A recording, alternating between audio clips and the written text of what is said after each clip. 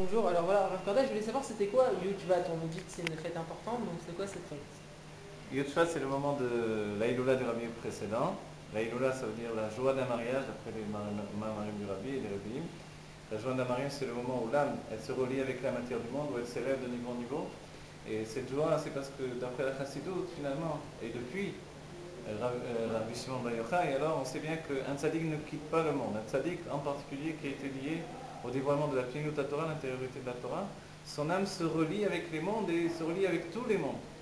Et forcément, elle n'est pas en départ pour d'autres mondes uniquement, mais elle s'inclut dans la conscience des Talmidim, des élèves de ce Rav, et elle réalise finalement un attachement nouveau avec la matière et un dépassement de l'être par la confrontation avec le monde. Alors Yud Shvat, c'est le moment où l'âme du Rabbi Rayatz, a priori donc, a quitté ce monde, et tout de suite après, on va dire Yud Aleph Shvat, mais dans la suite, dans la foulée, c'est la prise de Nessiut du Rabbi, de notre prince de notre génération, qui est le Rabbi Melech Mashiach, qui prend sur lui de devenir notre guide, notre Moshe Rabbeinu, et qui va nous guider vers la Géoula. Et c'est ça l'acceptation du Rabbi, c'est finalement entraîner le peuple juif vers la Géoula. Et Yud Shvat, c'est le commencement. Et tout va d'après le commencement, donc forcément, tout reçoit la force au commencement de tout recommencer, tout transformer. Et le Rabbi va nous annoncer, nous sommes la dernière génération de l'exil et la première de la Géoula. Voilà, c'est ça Yud Shvat, c'est l'attachement au Rabbi. C'est Rosh Hashanah de la Kashrut avec le Rabbi.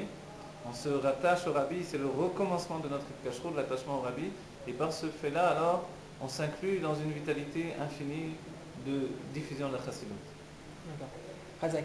Maintenant, on sait qu'il faut vivre avec son temps. Donc en fait, quelle est la différence, enfin quel est le point commun qu'on peut trouver entre le Yud Shvat, la Parashat Bo, et comment est-ce que l'homme il doit faire dans la vie de tous les jours pour relier ces trois niveaux, pour avoir tout simplement une élévation, pour que le juif qui va être à l'autre bout de la caméra, à l'autre bout du film, eh ben, il va pouvoir se dire ah voilà, maintenant ça va m'aider dans la vie de tous les jours, voilà je sais ce qu'il faut que je fasse par rapport à la date d'aujourd'hui.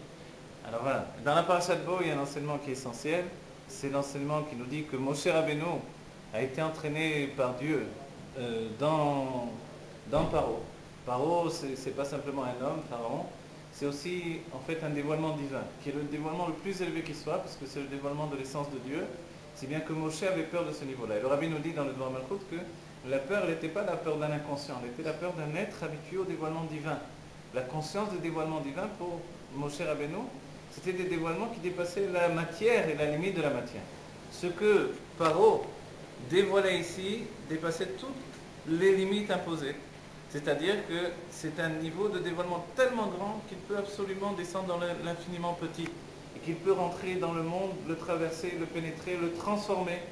Et ça, pour Moshe, c'était quelque chose d'inconcevable. C'était pour cela même que Moshe ne parlait pas. Il avait cette difficulté de langage parce qu'il était au-delà même de la matière, au-delà de la possibilité d'entraîner des lumières infinies dans des réceptacles limités. Mais c'est tout le dévoilement de Matan Torah, du don de la Torah, et la venue dans Paro, au-dedans de lui, dans le Paro de Gdusha, comme un lieu de merveille infinie de dévoilement divin. Cette pénétration dans Paro, c'est quelque chose qui nous concerne. Elle nous dit que dans l'exercice de nos fonctions, en tant que chassid dans ce monde de la matière, et la difficulté que nous avons au quotidien, et les épreuves au quotidien, on doit travailler pour apporter la Géoula. Nous sommes des travailleurs du jour, et notre but, ce n'est pas une vie intime uniquement, cette intimité on la donne à Dieu pour servir Dieu. Alors on est un moyen pour Dieu d'apporter la Géoula. Et parce que Moshe a réussi ce travail-là, alors on peut tous le réussir par la force qui est donnée à Moshe par Dieu dans la Parashat Bo. Razak. Bah, c'est tout. Vive le roi. Vive le roi.